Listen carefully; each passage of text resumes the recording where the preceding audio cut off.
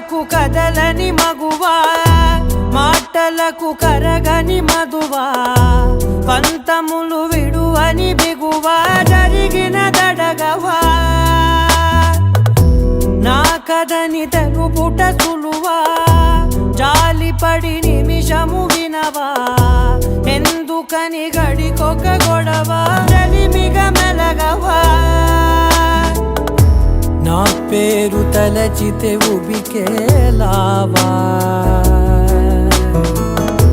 చల్లబడినను